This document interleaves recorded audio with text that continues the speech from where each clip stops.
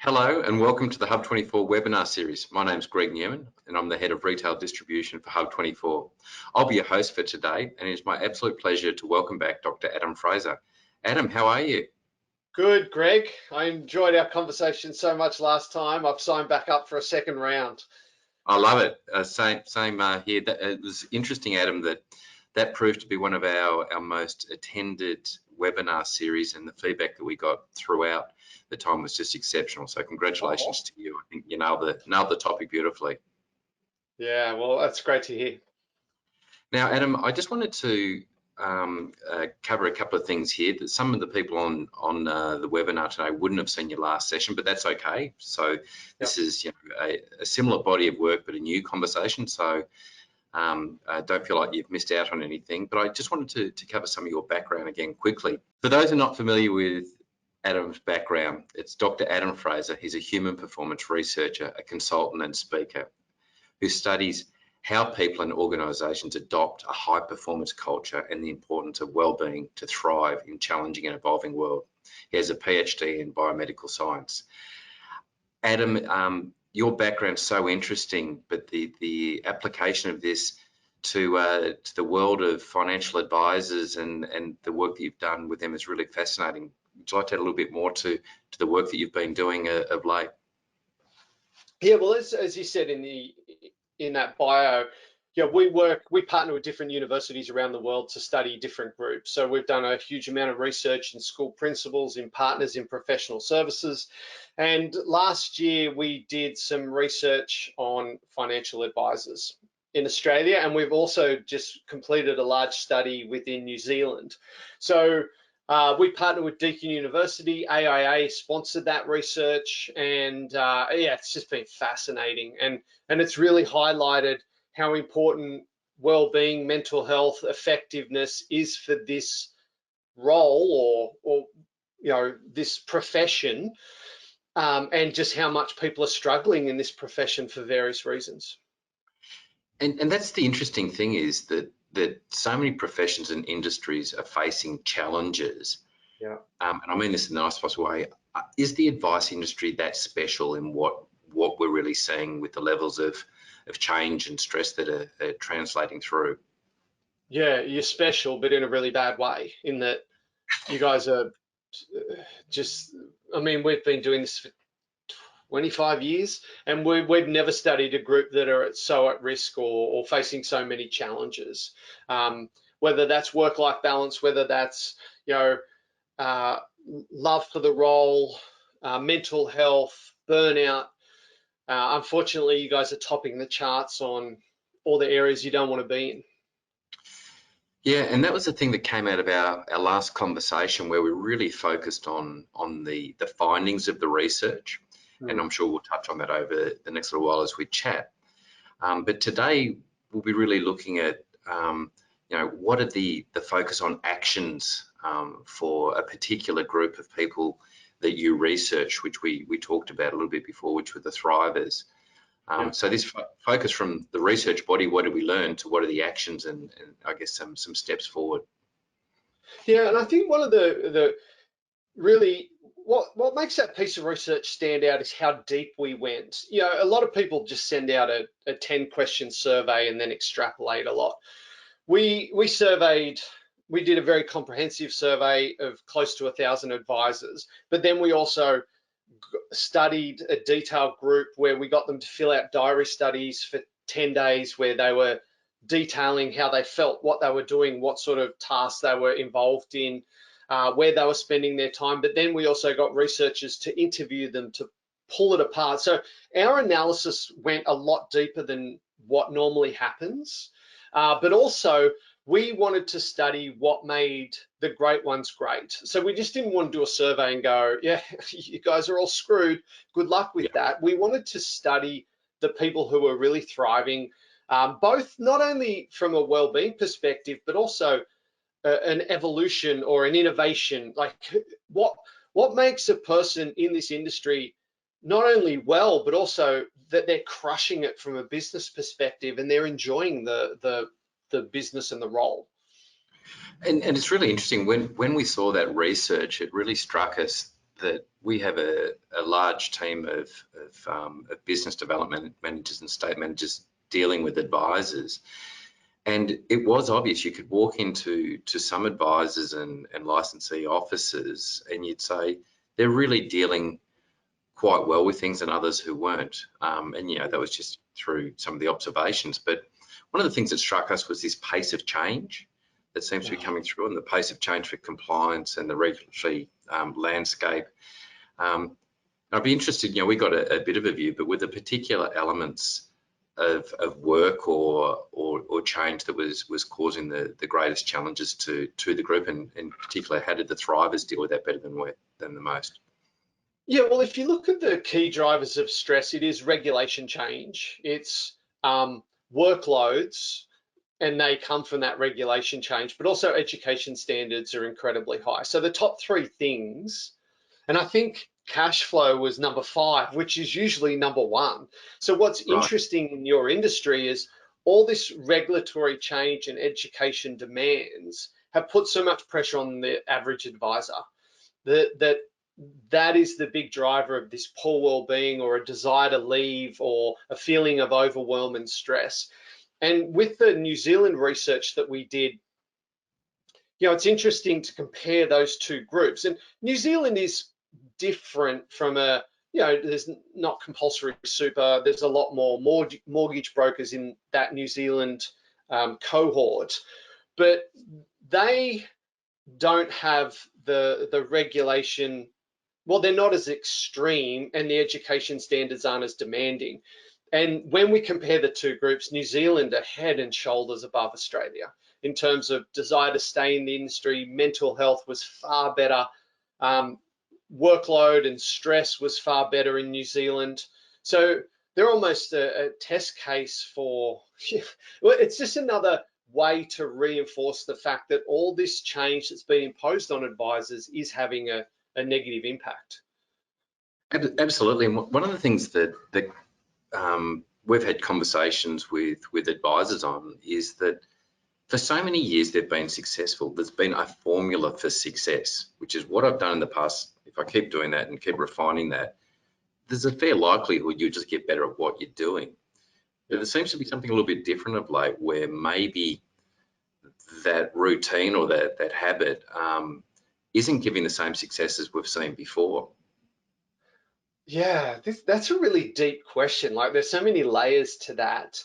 And actually, you could probably answer this far better than me, because your understanding of day-to-day, what advisors are going through, is far better than mine. But I mean, what we're seeing is that there's so much change going on, whether that's change in client base or the type of client that they're getting, and generational shifts and handing over of money.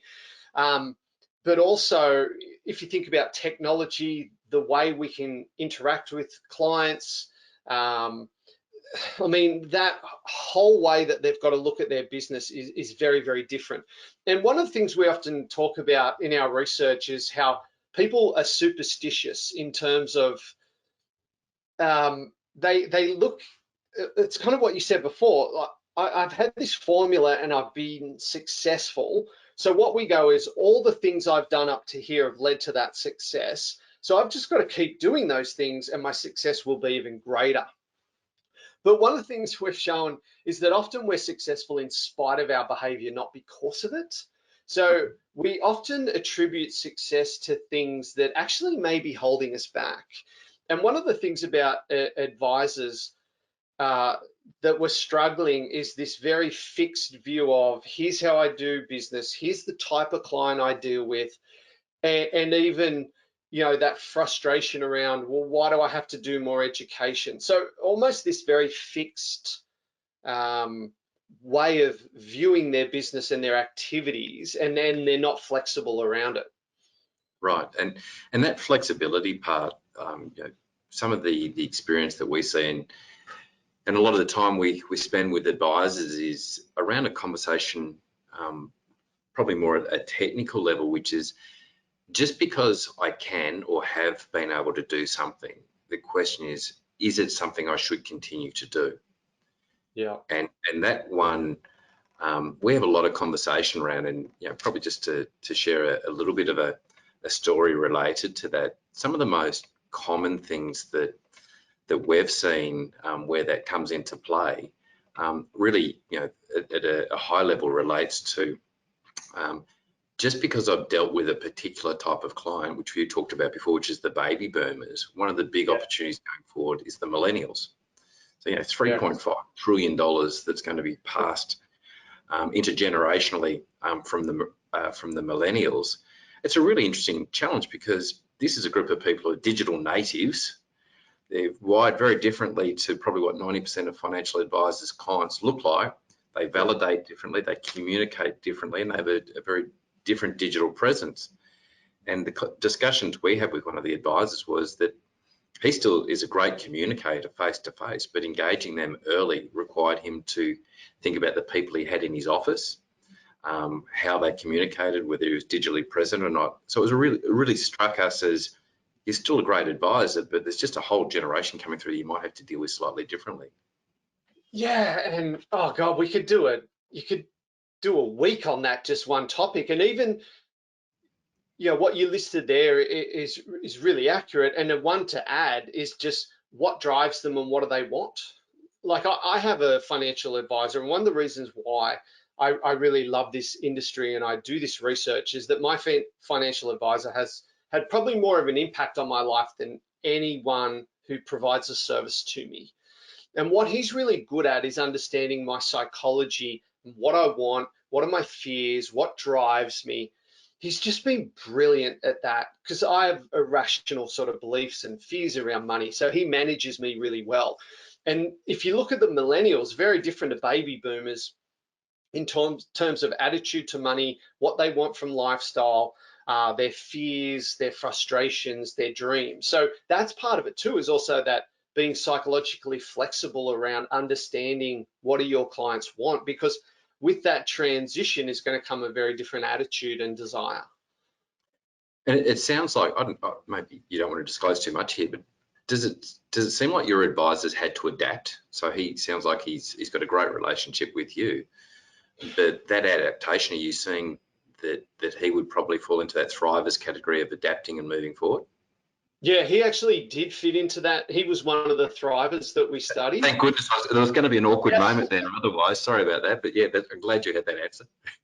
Yeah, so I mean, he not only has he had to adapt, but he's had to adapt as our wealth has grown and our families. Like, this guy's one of the longest. I think I've been with him longer than my wife, actually. Wow. Yeah, so he's also adapted his approach towards us as our wealth grows, as we need different things, as the children go to school. So, I mean, just to summarize, one of the key things of the thrivers that we studied, and this was a group of advisors who are growing their businesses quickly, they were adapting, they were evolving, they were using different technology, but also their well-being high, their love for the role. They had all these characteristics, and probably the thing that underpins that is that constant restlessness to rethink and do things differently, and that desire to adapt and evolve, and not necessarily around head count or scale, but also how I work, how I approach my work, what gives me meaning and purpose. So yeah, that adaptability or flexibility is what underpins this group.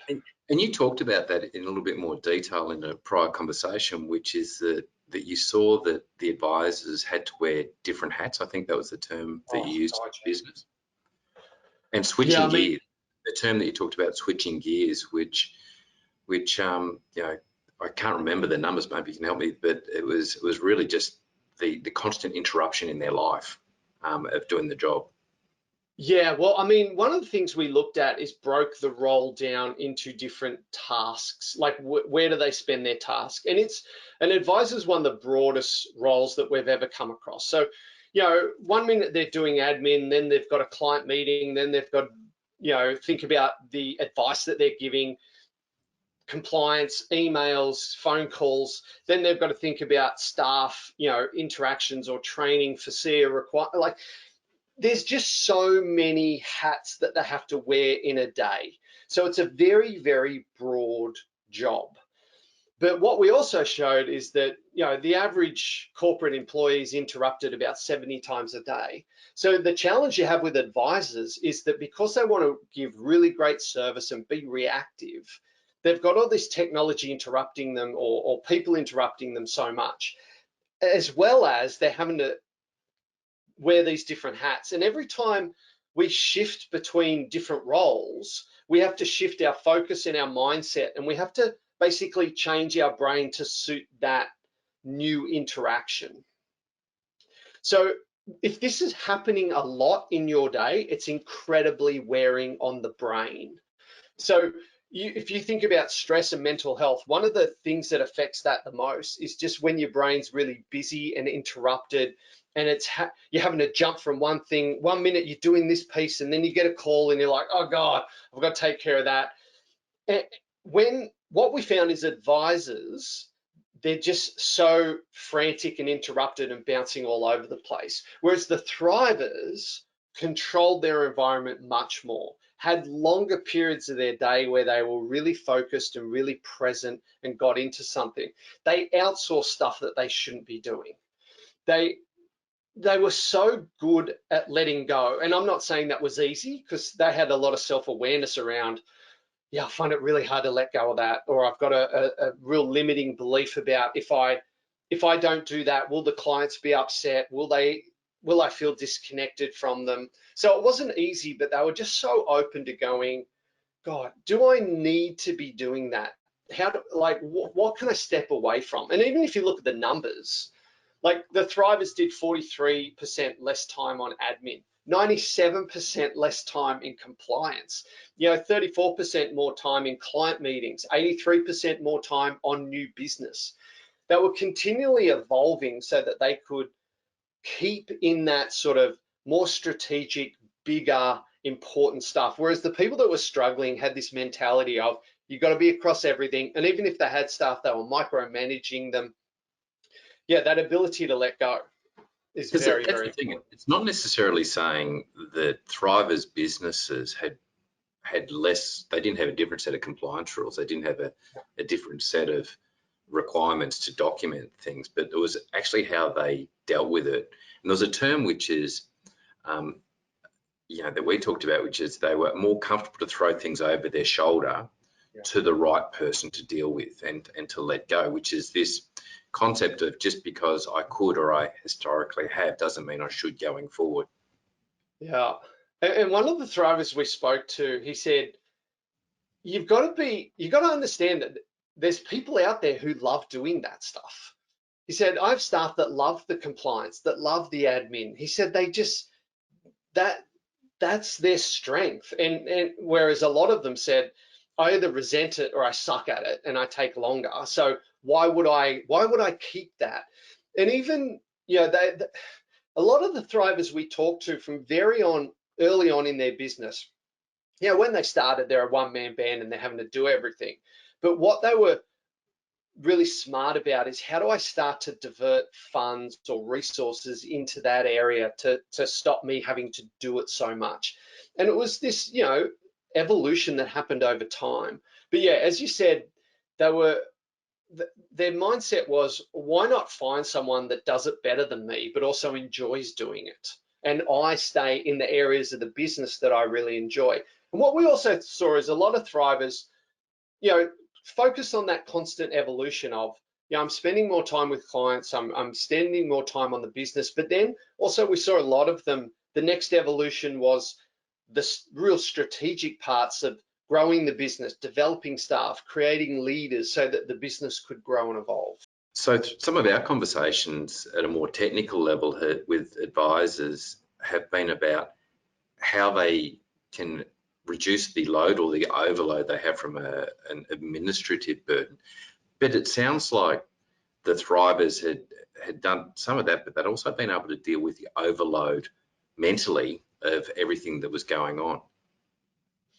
Yeah, I mean, if you want to really boil it down, there's 5 key things we found that they did to reduce that overload or feeling of stress. So number 1 might sound a little bit left of field, but every day they did some sort of relaxation. And what this was about was just calming their brain and retraining them to be focused. So it was literally meditation, mindfulness, relaxation app on your phone. What we found is each of them had this practice of, I take part of my day to actually retrain and calm my brain. And a lot of research that's looked at high performers, the common characteristic is that they all of them do some sort of meditation in their day. And this is about retraining the brain so it can make better decisions and focus and be calm. So we found the Thrivers did that. The second one was that they were really good at controlling their environment. And this is around how do they reduce multitasking? How do they minimize interruptions? So what we found is that Thrivers had far less interruptions in their day. And the thing about multitasking, if you look at the neuroscience of the brain, we actually can't do it. Like, it's impossible. You can't do two things at once, particularly if you're in a work context and they're two challenging things.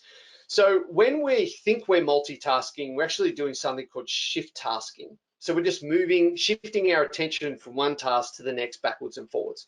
Now, this is really draining on the brain and it wears it out. So what the Thrivers were very good at is, well, okay, if I'm doing some compliance, that's all I'm doing. Or if I'm in a client meeting, I'm completely present. Or if I'm doing some advice, that's what I'm doing right now. So reducing interruptions and trying to minimize multitasking was such an important piece around that. And even as simple as they closed their email when they weren't doing email. Like, many of the Thrivers said, well, email's a task. So I don't leave it open all day where it bings at me and I respond to every email. It's like, well, there's a part of my day when I do emails, and that's when I open it up, I action those, and then I go back to doing other tasks. The third thing that the Thrivers did really well is aimed to get blocks of time where they could do deep work. And what this is about is uninterrupted time where they can get lost in tasks and that their brain's not doing that jumping around piece. So this is getting good lost. This is like really immersing yourself in something that they could do. Yeah, and would it be a task that they enjoyed? Or is it a passionate task, or it could be any task? Well, I mean, that's the ideal piece, but it's also some tasks that I hate. They just went, hey, my admin, what can happen is admin can get dragged out because I'm taking phone calls or I'm answering emails or people are coming in and asking me questions. And they said, even with what they were very good at is blocking pieces of time to go, I get this done here. So, whether it's email or admin or even thinking about their business and doing strategy, they block out times where they're lost in that task. Look, the fourth one we've covered off on already is that they outsource work, particularly work that drains them.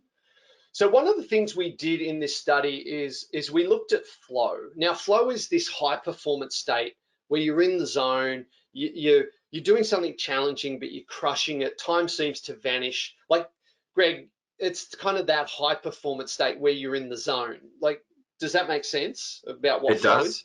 Yes, yeah. Not for me personally in a sporting sense. I haven't experienced it yet, but in other things, yes. Maybe in the garden, I've had flow. But I mean, we can get flow anywhere. Like in a hobby, you might play guitar. You could, you're immersed in that, or you might do a presentation and you can get flow in that. So it's just where time seems to vanish and you're completely immersed. So we studied that in advisors. So what we found is that flow can be rated on a scale of 1 to 10. Admin, compliance, email was below 4 for advisors. So it's like, I'm doing it, but I hate it, and it's not interesting, it's not challenging.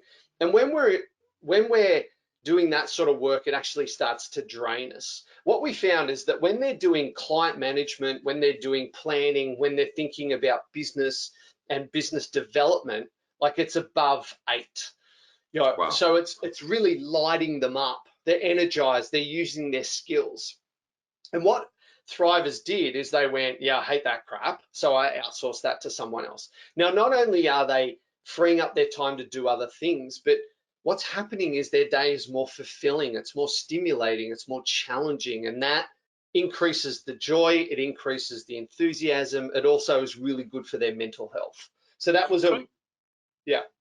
On the flow side, the data might not reveal this, but was there a sense that that choice of doing the work that drains you, was it kind of get it over and done early, or would it kind of suggest do the things that lift you, so you start the week or the day in an elevated state and then deal with it later?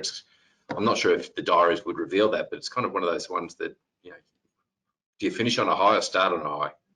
That's a great question. I mean, we didn't analyze that in our data about timing of work. I mean, in other research, we've found that high performers tend to do the big important stuff early in the day. Right. So yep. the problem is most people get to the office and they open their email and they go through their email because, one, if you've cleared out 10 emails, you kind of go, oh, yeah, I've got something done, but it's all crap. Like, it hasn't really added huge value. Whereas the better performers tend to walk in with a must-do list of, here is the big strategic important parts I want to get done today. And they smash them first because they go, my energy's most high, I'm thinking clearly. And what they tend to do is push those sort of more transactional things to the afternoon when we're less focused, a bit more tired. Like, this is something I do. I do emails at 3 o'clock because my brain's already starting to shut down. Yep. Now, we can't say that the Thrivers did that, but we've seen that in other, because we didn't ask that question, but we've seen that in other research. And certainly, look, you know, this is probably more anecdotal. One of the advisors that we deal with quite regularly, he said to us, he wants a lot of his appointments with clients on Monday morning. Yeah. And that's kind of like well, most people are starting their day to try and get onto the week. But his comment was, he said, it reminds me of why I'm here. Which is see my clients early, get it there. And it was only in this conversation I thought maybe that's why he's doing it. That gives him the sense of, this is how I want to start my week. I'm seeing my clients, and it's a bit counter because you've got to be on your A game to see someone first thing on a Monday morning about their life savings, their dreams. So just one that we've seen out there. Hey Greg, that's a really great share, because I think it's not something I've thought of with this group, but I think that's a brilliant strategy, because one, it kind of kicks you into gear, because as you said, you can't show up and be kind of half present, like you got to have your head in the game. And number two, it does remind you, but also it is that high flow activity which tends to light you up. And look, once again, we didn't study this in the advisors, but one thing we've done with school principals, which I got to tell you, one of the toughest gigs out there, is they tend to deal with crap all day. Like, this person's not to this person, this parent's angry about this kid's misbehaved. They tend to deal with all the bad parts of running a school. And what we talked about, this concept called bright spots, and we got them to write down, like, what's the part of the job where you just want to like do a victory lap, or that you love, that you kind of go, well, that's why I put up with all this crap, because I get to do this. And what we got them to do was write out these bright spots. And then we talked about how can we engineer and sprinkle a couple of those across the day. And it could be literally, going to visit kindergarten, which, like, you go visit kindergarten, you can't come out of there unhappy. Like, you're feeling good after that. Or it could be, mentoring one of your assistant leaders, or it could be working with teachers around best practice. What they talked about is they just started to insert some of these things across their week, because it gives them that blip that you just described then of that advisor on Monday morning. Yeah, I think that's a brilliant point you brought up. Excellent. And finally, any last observations from what the Thrivers were doing? Yeah, the fifth one's a fairly broad recommendation, but what we found is that they were very good at investing in systems and automation and technology to start to bring into their practice to either free themselves up, other people up, just constantly looking at smarter ways to capture notes from meetings, or how do we fast track compliance. They were just very open to, well, I'm going to bring in new tools to start investing in. And what they're also good at is not trying to be the the technology person in the business. You know, like, that's not my strength. So I use consultants, or I use other people to help do that. So they're also really good at going, well, you know, let's get an expert in here to do that. So the systems and automation was a big part. And also one thing I want to say here is that I've often heard in this industry, oh, the older people, oh, they're crap at adopting this or adopting that. What we found is embracing technology didn't have an age bias to it, which we were surprised at because we thought it would.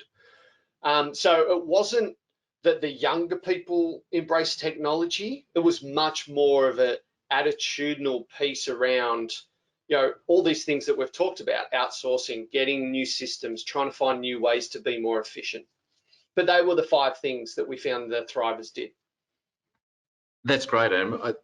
When we looked through those, my head kind of went to, oh wow, does it sound like this advisor needs to, you know, end up with 3 or 4 more employees, which doesn't help their profitability. But when you really look at the items that the thrivers have covered, if you consider the advice industry, the asset management, the platform, the AFSL support infrastructure as an ecosystem that sits around the advisor at the center. So much of what you talked about as far as outsourcing work that drains you, there's a whole range of things that, you know, groups like HUB can help with as far as platforms and technology, systems and automation. You know, the number of AFSLs we hear talking about their ability to deliver a tech stack that works for advisors doesn't actually mean an additional cost. It's actually a leverage as a part of their value proposition. Reducing multitasking, it's in their grasp. So when I saw that, I thought, oh wow, this sounds like it could be expensive, but I walked around and said it's all in control and it's all available without necessarily increasing, which is quite interesting because the profitability of these advisors, I imagine, would still be quite good. It's not like we said they're not special. They still have the same burdens. They still have the same regime to work within, but they're availing themselves of the infrastructure around them and the tools that are at hand to help them have a better life and a better business. It really struck me as you were going through that, yeah, okay, that's all within our grasp. Yeah, and what we've also found with the thrivers is a lot of them had to take that leap of faith of, when they said, I'm going to put this person on, they started to worry about profitability. Can I cover their wage? Can we still, you know, keep the same profit margin? And what they always, all of them said is, yeah, I had that fear, but I just went, screw it, I'm going to try it. But they said, when I bring someone on that's good, that frees me up, you know, they said, you know, turnover always increases. You know, the business always grows. And they said each time I've done that evolution, I always kind of have that lump in my throat of, oh, is this going to go all right? But what they talked about is it always pays off. That's fantastic. Adam, I fear time's running against us at the moment. Every time we talk, I always come away feeling really optimistic about the industry and advisors and knowing that it is possible. So thank you for that. I'm sure that's a gift that many people have received again today. So congratulations. As an outline, Adam's got an amazing business available for public presentations, conferences and the like, and also programs that he runs. So please take the time to look up Dr. Adam Fraser's website. There's some really, really tremendous information available and he's accessible through there as well. From a HUB24 perspective, we really love being able to present this. We love having the conversations with advisors and people like Adam. We really believe that as an industry participant, we have an obligation to work together and collaborate and to help solve industry challenges. And one of the industry challenges we know is you know, keeping advisors and their teams happy and healthy so they can continue with the great work that they do. So this comes to an end. Adam, I look forward to maybe part 3 coming up at a time in the future. The trilogy. Yeah, the trilogy. Here we go. But thank you again. Always love having a chat. Pleasure.